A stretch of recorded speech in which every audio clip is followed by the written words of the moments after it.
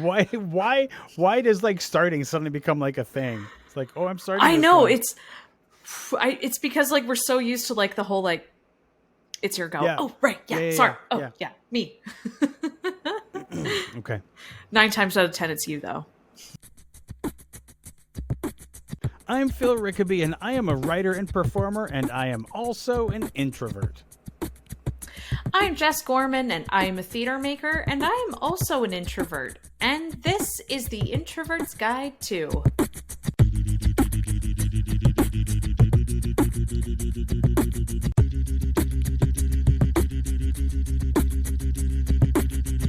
On the Introvert's Guide to, we talk about the introvert life and how to live it to the fullest.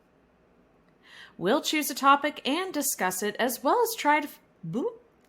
We'll choose a topic and discuss it, as well as try to find other helpful hints on social media and on the internet at large. If you want to drop us a line, we would love to hear from you. You can find us on Twitter and Instagram at introvertguide2, the number 2. And you can find the website at introvertsguide2.com. If you want to send us a message, you can do that through the website, or you can email us at introvertsguidetostuff@gmail.com. And remember, we may use your questions or comments on an upcoming episode of The Introvert's Guide to. And if you like the podcast and you listen on Apple Podcasts, please consider leaving a comment and a 5-star rating. Your comments and ratings help new people find the show. But even better, whether you listen on Apple Podcasts, Google Podcasts, Spotify, or wherever you get your podcasts, if you know someone that might like the Introvert's Guide to, tell them about it. Some of our favorite podcasts became our favorites because someone we know told us about them.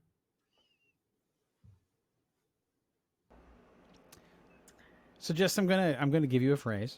We've mentioned this phrase before on this show, and I know I already don't like where it's going. I know. We know where the topic is, so you can probably guess what the phrase I'm going to say is. Well, it's probably going to be like one of the 3. Yeah. Okay. I'm going to say, well, look who finally decided to join us. Yeah, that's the one I hate the most. I know it's the one you hate the most, and that's why I decided to use it, because today we're talking about social punishment. Oh, this one feels like it's been a long time coming. Yeah. We've talked about it. We've mentioned it. We've gotten so many emails about it. It's time. Yes. It's time to unpack Yeah, it. for sure. For someone who's been fortunate enough not to experience social punishment, could you describe it? I've never experienced social punishment. No, I mean, let me say that again. Let me rewind. Let me rewind and say what I meant to say. So for those who may not have experienced social punishment, could you describe it for us? It's that feeling of making a choice. You're making a choice that already puts you in an uncomfortable position, but you've decided that you're going to pump yourself up and do it. You finally did it. And sure enough, as you enter in to this circle of hell you never even wanted to be in to begin with, somebody, usually a well-meaning loved one, in most cases, not all the time, but in a lot of cases, has to single you out, and they think it's funny. They think they're just making light of the situation, but it's a passive-aggressive moment, and it singles you out, and it's embarrassing. Yeah. Yeah. I mean, you've got that moment when, your parents, say, are having some kind of party. They've had some adult people over, and those people have kids, and you're like, oh, I don't want to do it. And so you go to your room and you're reading a book or whatever, and after a while you're like, I know I have to make an appearance. Or maybe it's just, I'm thirsty, so I'm going to go down to the fridge and get a drink. But of course, to do that, you have to do it in front of all of the people.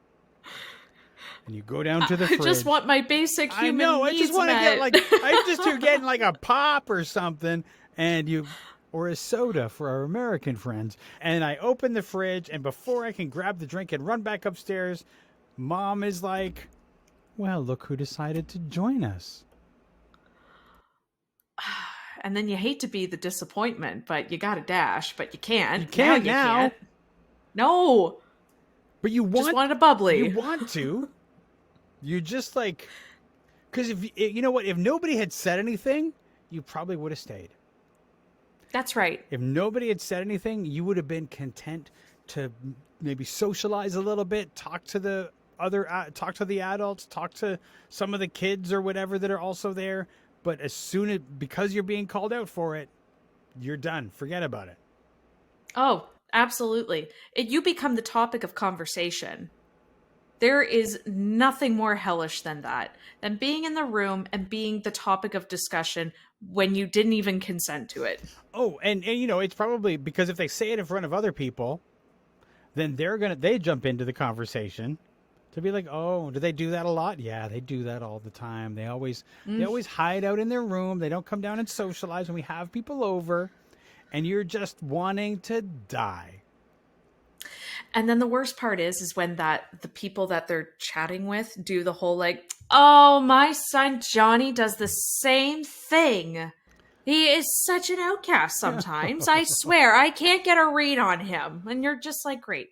Now I'm with Johnny the outcast. Now what do I do? Or it's a cousin or somebody like that. But the thing that they do then is they look at you with pity. Yep. And I don't need to be pitied.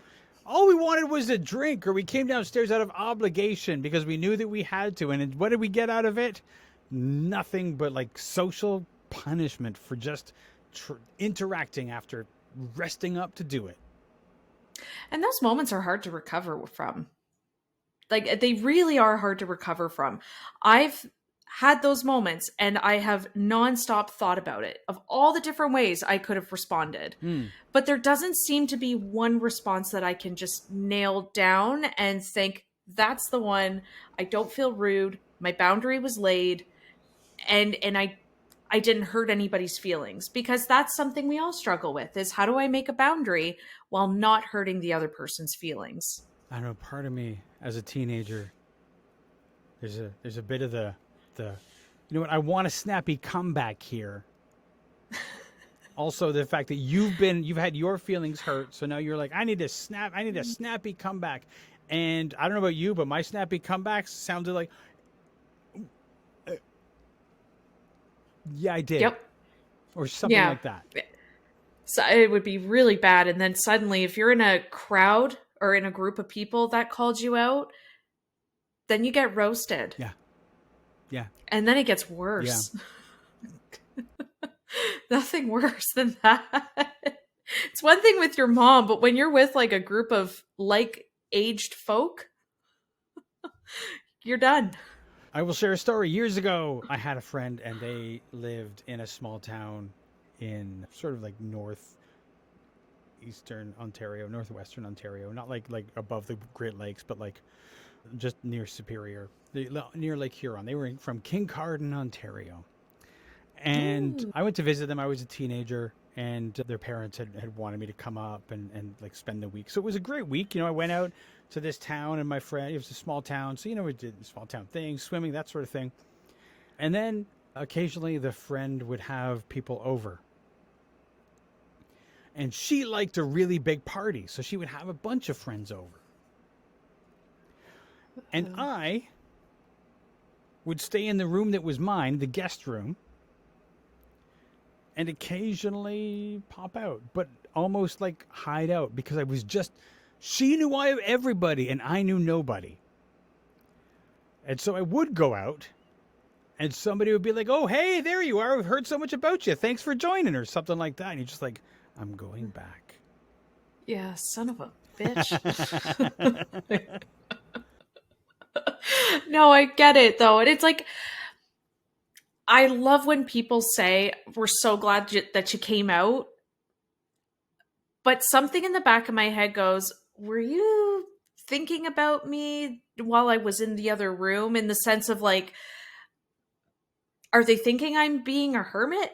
Do they think I just don't like anybody? It was just like our last episode. Yeah. I'm not rude. I'm not being arrogant. And like, it just suddenly gets you self-conscious and so self-aware. And they come from a fun place. But again, they're more passive aggressive than anything. I do wonder if there's a bit of a because there can be a little bit of a bite to it, right? Because oh, look who decided to join us. That's a dig, right? There's a dig in there that might be passive aggressive, but it's still it has a slight edge or meanness to it, which Oh, for sure. is not exactly the kind of thing that makes us feel welcome in the space, even though they don't know what they're doing. They don't know that they are shaming you somehow, because to me it seems obvious that is a shaming comment.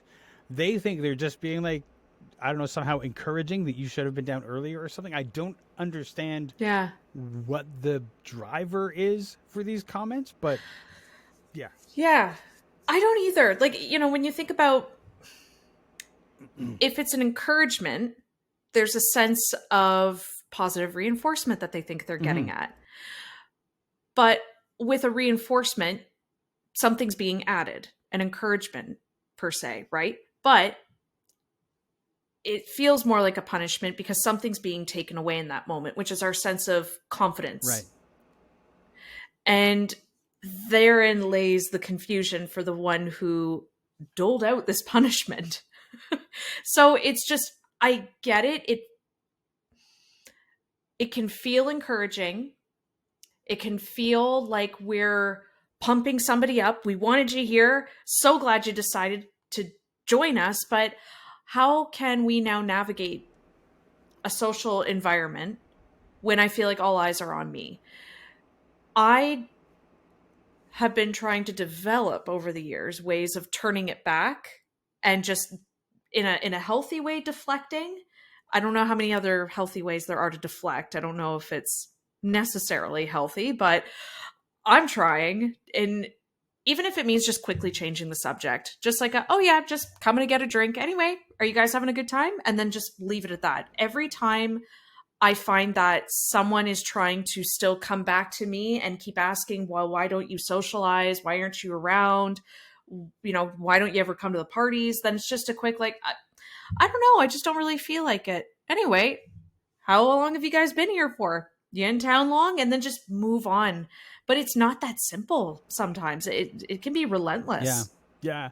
Because it can be started by one person and then continued by another, and suddenly everybody in the room is sort of like asking you why you didn't come down sooner or whatever. Do you have a sense of, and as people who have had this done to them, we may not have an accurate sense of what's behind it, but do you have a sense of what is the driver of these socially punishing statements or questions? I feel like there's a base of frustration and lack of empathy. I feel like if you understand somebody, then pointing things out like that is not necessary. If you yourself are not introverted, which majority of the times with our extroverted friends seems to be the case, they don't tend to understand, then they don't understand introversion and why we are the way that we are. And again, they fall right into it. So I think they get frustrated. And isn't that kind of where passive aggressiveness can come from? It's a contained frustration. Yeah, frustration, and also I think you're right that it comes from not understanding, or not like really understanding why we're not in the room socializing. Because if somebody doesn't really know the difference, if they've seen introversion as a choice or something that you should stop, which we've talked about before, that you need to change, somehow it's like this negative reinforcement will snap you out of it and realize that you should just stop being introverted, which when we just want to be like, we'll socialize, but let us do it on our terms, right? Absolutely. Yeah. Not on yours. There's definitely a sense of no empathy, no understanding of what this person wants, how they need to be, how they choose to be. And It doesn't sound so hurtful on the surface, but honestly, the more that we're talking about it, it is hurtful. I mean, I don't want my loved ones to think that I don't want to be around them. Mm-hmm. And it makes me feel like they're thinking the worst of me when I don't join them for those social situations.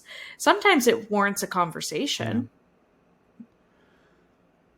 It's like, you know, I think the Oh. issue is that this this passive aggressive questioning is something that all it does is make us not want to be there, right? Mm-hmm. And I'm not entirely sure. And even with your explanation, which I sort of understand, I'm not entirely sure what the person who is saying this thing is expecting us to do. Mm-hmm. Yeah, honestly, it comes to a point where you think the worst of it of, do you want an apology? Do I owe you something? Are you trying to really let it out how you feel? Are you upset with me that I don't do this? It's hard to say what the context is. Yeah. And then there's also, of course, the question of like my response, the response that I would want, like my gut response would be along the lines of, well, I was going to, but now forget it. Yes. I have a very vocal friend of mine, very old friend, but vocal. And I very distinctly remember somebody did the social punishment to him in front of a group of friends. And they did, I forget what the line was, but it was definitely along the lines of, well, look who decided to join us. And his was, I didn't want to be here.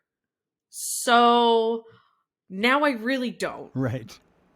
I'm gonna go Yeah. now. And he left. Yeah. Yeah. It's like, don't know what to tell you. But it's humiliating. Yeah. Like I obviously we know where it comes from in our having received it. But there is still the question of like I don't know what the person who's doling it out thinks was going to happen. Mm. Were we suddenly going to say, "Oh my goodness, I was introverted and now I'm not because thank you for making it like pointing out that I wasn't here but now I am." Yeah. I don't understand it. And it catches me, right? Cuz it's like I don't see how in that situation if the tables were reversed and that was said to them, would they want to be there? Yeah. I think that especially holds true for people we don't really know all that well that do that to us, like coworkers, for Mm-hmm. instance. That speaks a lot about their Yeah. character because you're right. What do you want from me? If the tables were reversed, you would be feeling very humiliated right now. So to me, it says that this person doesn't have a lot of empathy, can't really think outside of their own existence. That's a problem. Yeah. So I think it says more about people that we don't Yeah. know than it does our loved ones. Our loved ones, I feel like it just comes from the frustration and not knowing what to do with us. Sure. What do we do But it with may you? also come from like some of the like if it's like a family get together, it's probably it may be likely to come from like one of those uncles or aunts that you see once a year or something Mm-hmm. that has this corrective. They're the person who's also likely to say, "Oh, look at you! You've lost a bit of weight. It's a start." Which is like the like Oh, no no no. It's time for you to get a smack. let me tell you how many times that has happened to me at Thanksgiving. Oh my god! What is wrong with these people? Okay, like I grew up in a time where 8-year old Jess would say, I feel really bad about myself. Other words were used, but I've grown up out of it and I don't care anymore. And I remember saying this and relatives saying to an 8-year old, if you just did some sit ups, you'd lose that tummy. Ugh. An 8-year old! That gave me such a Of complex. Like, course it people did. don't Of think. course it did. It's such a of course, and also like for an 8-year old, leave the kid alone. An 8-year-old in the 90s, okay? Low-rise jeans were on the rise. Yes. Those were traumatizing. Yes. Yes. Sorry, it was like the low-rise Sorry. jeans were on the rise. I know. It was Thank very you. good. I Good really pun appreciated there. that. Thanks. But I mean, there's I'm a writer. that is another form of social punishment, right? But that one isn't really related to the introversion. But it's like that's the kind of person who doesn't know you very well and makes a whole bunch of assumptions about you Yeah. in the guise of, oh, I'm just trying to help.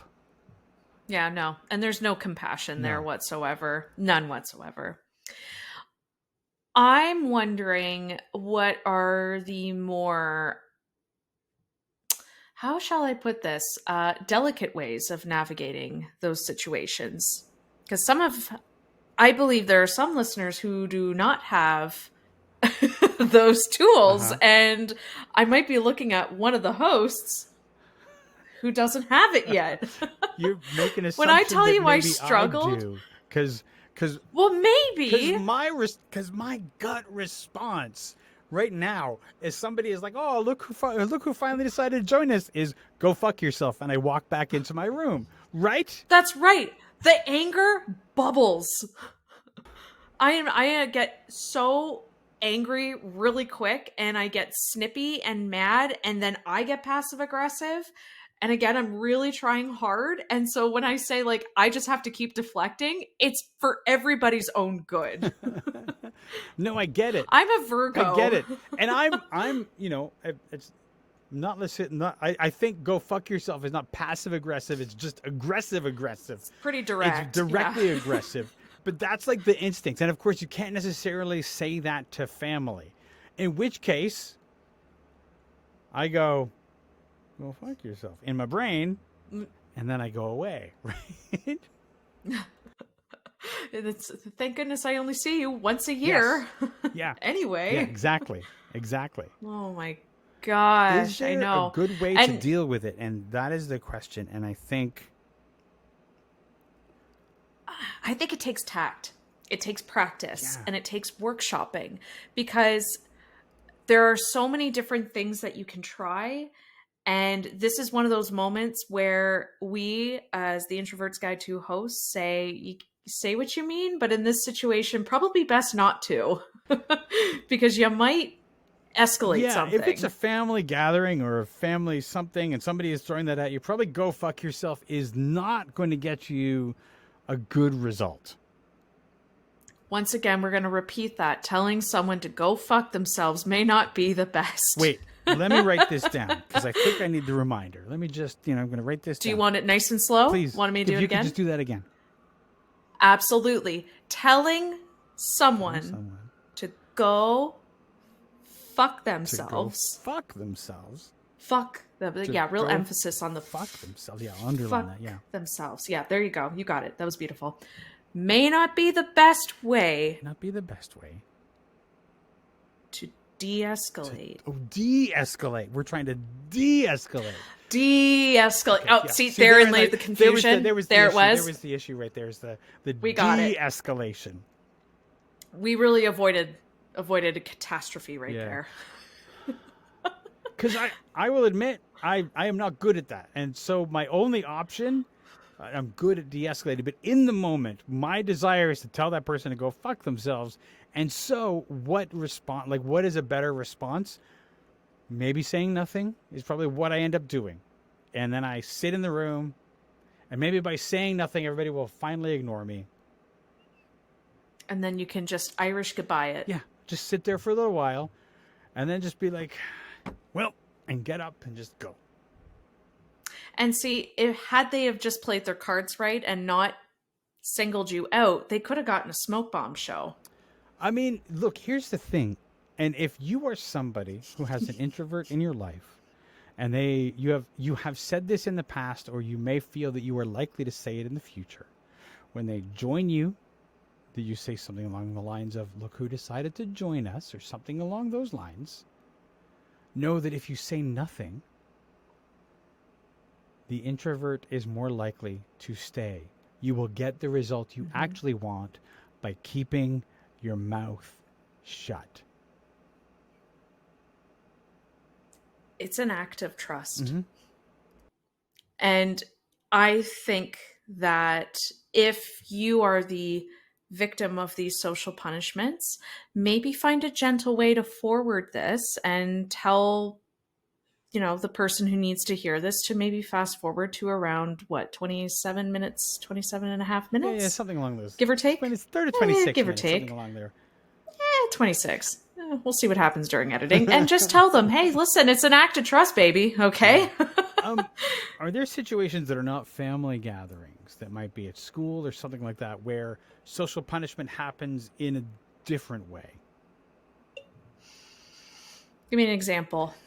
Besides school, work, and family? I mean, here's the thing. If you're in school, for example, if you're a young child in school, you're in high school, let's say, because I think that social punishments start happening when you are in, grade 2, 3, 4, somewhere around there, as you're developing your personality, as your introversion is starting to come out. A teacher may take you aside and start telling you that you need more friends.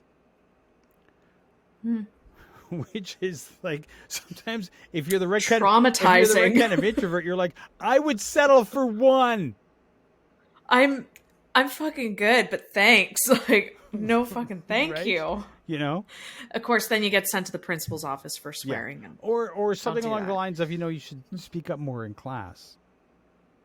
Yeah. It happened to me once I used to be a brownie. Mm-hmm. I was a part of the Girl Guides. I always opted out for the sleepovers because I didn't want to go sleep at the church that we went to. And I didn't really have that many friends. I had one, but like they were there every other time we met, right?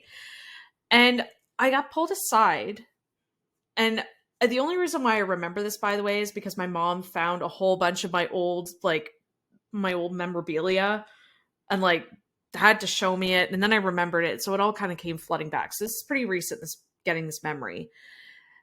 And I remember being pulled aside and by our leader, and she was like, look, I'm really concerned at the fact that you're not coming to these sleepovers, and I don't see you like going out with any of the other girls, and we have a lot of get-togethers, and don't you think it'd be really fun? And Phil, I have a distinct memory of my little 7-8-year-old self flooding back and going, but the comforts of my room, but my Super Nintendo, they'll never understand. Yeah.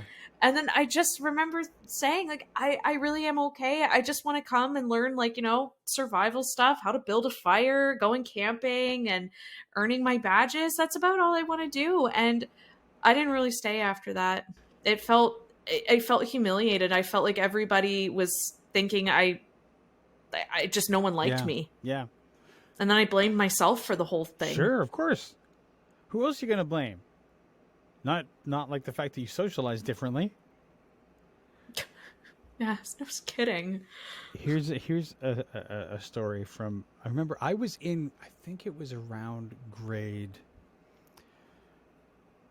6 or 7. Okay. And it was going to be, the school or our grade was going to be going on a sleepaway adventure in like January, February, March in there. Oh my goodness, it's tween Phil. Right. Okay. And we were going to be going for several nights to like the conservation center. We'd be sleeping in like cabins with our classmates, and we were going to be doing social things, and there would be no escape. And I knew this exactly, as they were like, yeah, it's going to be like you'll be sleeping in cabins with your classmates, and then each day we're going to get together at the lodge, and we'll have breakfast, and we'll sing songs, and we'll do this thing, and then we'll go out and we'll do outdoor stuff in the cold. Now, first off, they lost me with in the cold, and outdoors, and then they also lost me with like, because I kept thinking like, what the fuck am I going to say to these people? Like, I don't want to be with them. I just want to In the in the cold. cold. I don't want to be like, I want to go home at the end of my day and get away from school people.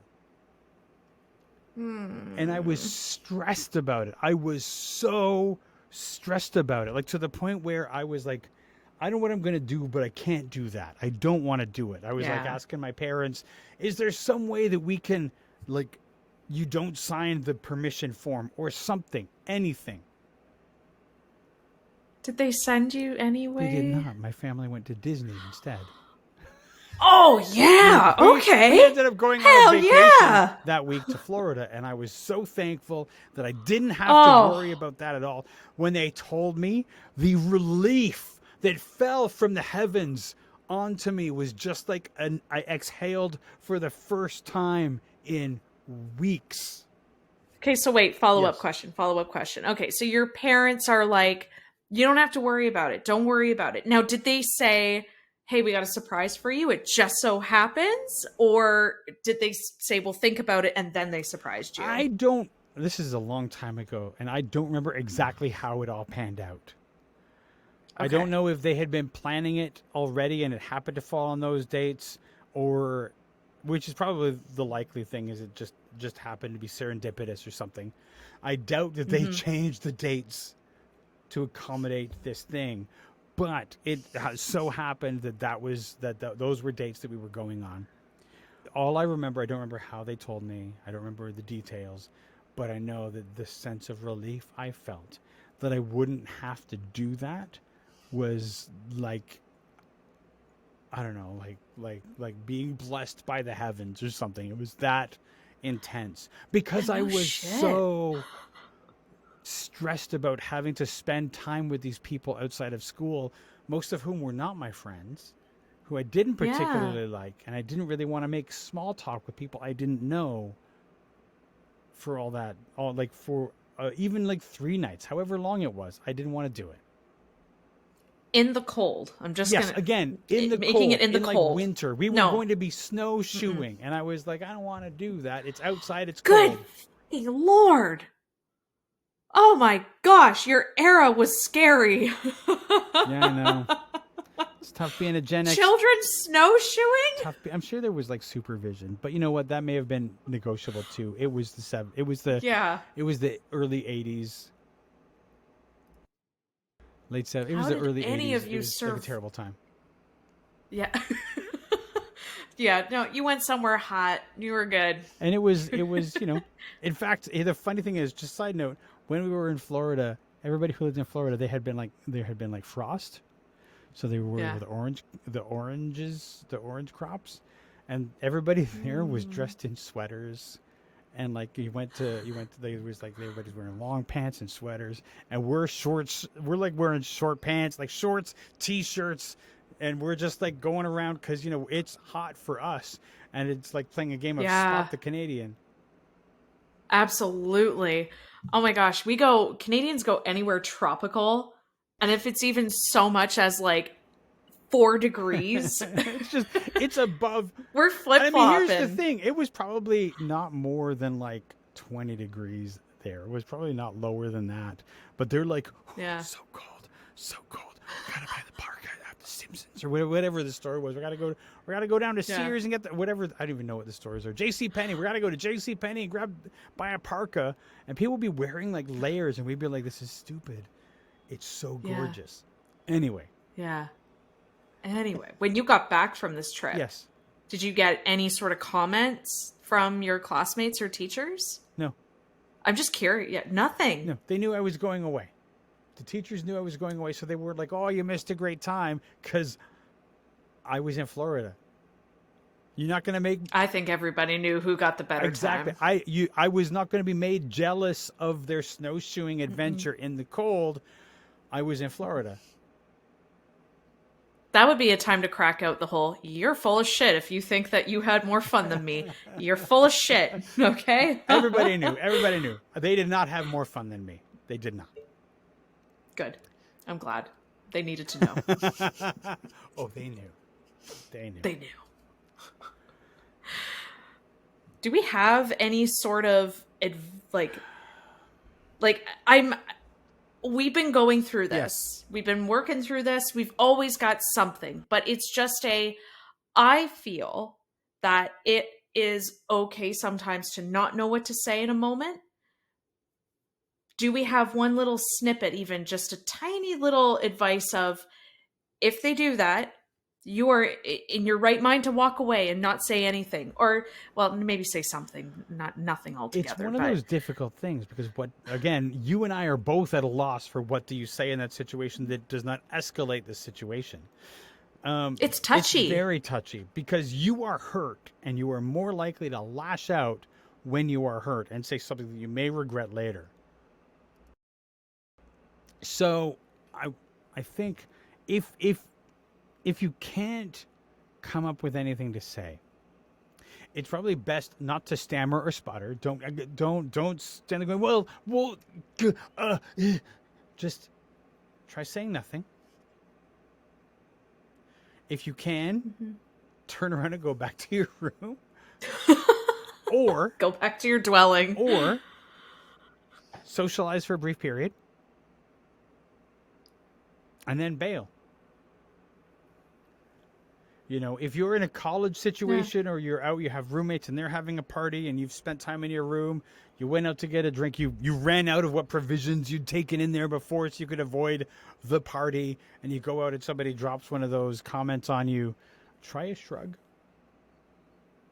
Because I think that my best advice is not to say anything, but because my response is probably to snap or to be snide. I think in work situations too, there's a sense of professionalism that needs to be maintained. Yeah. Well, if it's a work situation, obviously go fuck yourself is not the way to respond. Just generally, depending on the work environment. Generally, even in most work environments, responding to that with "go fuck yourself" is probably not going to get you far and might get you called to HR. So it's probably best not to do that. Silence is probably your best bet in those situations. Yeah. Practicing. Maybe just the one. Find one that works. But like we said earlier, this is something that takes a lot of tact and a lot of practice. So don't be upset with yourself if you do stutter and stammer that first time. It's going to happen. Yeah. And don't be discouraged from that, because I'm not exactly quick with the quips all the time. We are obviously... And most of the time I am. I just want to make that very clear. Yes, most of the time, yes. But I think because in this situation we feel attacked, that our ability to say something snappy, to come back with a great comeback is hampered because we are coming from a place of hurt. For me, in that instance, probably silence is the best bet. I feel like if I were to do the silence, I would stare a little too long and then I'd creep everybody out. Yeah, but that's not passive aggressive. That's not. It's not, but I freak people out. Good. Part of me is like, listen, if you can pull off the dead stare, they say that and you don't say anything, you just like. Yeah, like mine would just turn out to be like.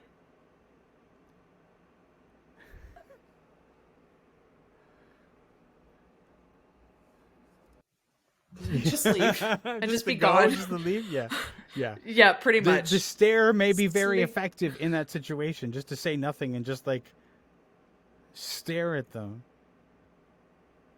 and then walk away, either to socialize for a bit and like be in the room, or to just go back to where you came from. We're gonna get so many angry emails from people that tried our methods. Many angry emails. Silence will not hurt you. Saying "go fuck yourself" will hurt you. A stare may not hurt you, and it may get the idea across. But it certainly won't get you fired, and it probably won't get you in trouble with all the people. Listeners, we've had such a great time being your go-to. I don't even know if we've been helpful. I feel like our episodes lately, we've just been wanting to offer more solidarity, because not every situation is going to be easy to navigate the first time you try it. No. And again, practice, practice, practice. It takes a lot of fortitude to build that skin and be able to navigate it with just grace and with the class and enough to turn the situation around so that no one cares anymore, right? Mm-hmm. Is it something that you're going to want to do? Nope. Is your fight or flight going to take over? Yep. Yep. You won't be able to think about our advice. Our Nope. voices will not be in your Nope. head. Not at all. So it's like we may not feel helpful, but we can certainly say we've been there. Yeah. Shall we go to social? Mm-hmm. Yes. All right. Maybe they'll be helpful. I don't know. Let's find out. So we basically asked on social media, what are your experiences with social punishment and how did you deal with it? Abwax said, whenever I get such directed my way, I just withdraw, and I will usually stay away, except if it's something I can't avoid. Then I'll show up when it's absolutely necessary and leave when I'm done. Yeah. Yeah. Oh, this one is choice. Louise said, my grade 10 English teacher, when we were reading I Remember Mama, assigned me the lead role of Mama so we can hear what Louise's voice sounds like. Traumatizing for a shy and introverted teen. I've never forgiven her. I did get back at her, though. On her birthday, later in the year, a group of girls were at her desk guessing her age. 23, 24. I, who had done the research, looked her dead in the eye and said, 31? Her mouth dropped open. She never bothered me again.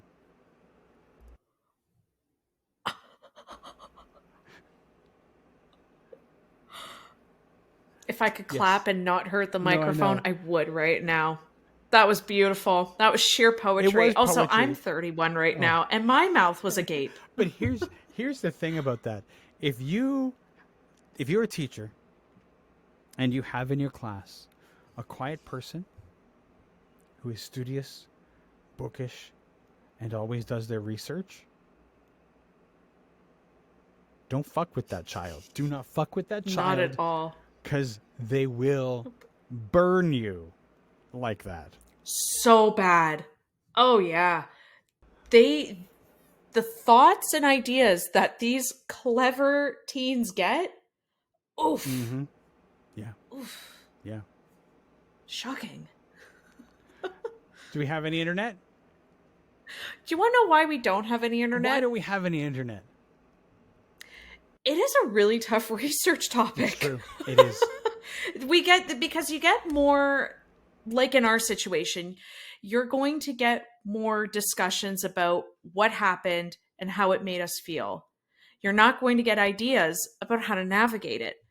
So the internet failed us. And I really wanted it to the internet. I wanted to make you cringe. Well, I mean, even if you didn't make me cringe, if they were helpful tips. Something. But I think that the people who mostly talk about it are the people who have experienced it. And I think everybody who experienced it finds themselves in the same position where you're stammering and can't find something good to say. Yeah, and you just feel like sinking into the floor and you feel very alone because of it, when meanwhile, it's something we all experience, thankfully. Well, unfortunately, we do all experience it. We've all experienced it in one way or at one time and another. Yeah, but thank goodness we have a good little community for that, right? That's right. That's right. Mm-hmm.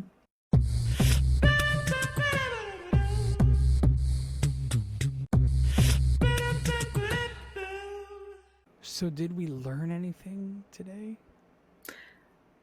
I learned not to say, go fuck yourself. That was going to be mine. I wrote it down, remember? I said not to say, go fuck yourself. Yeah. I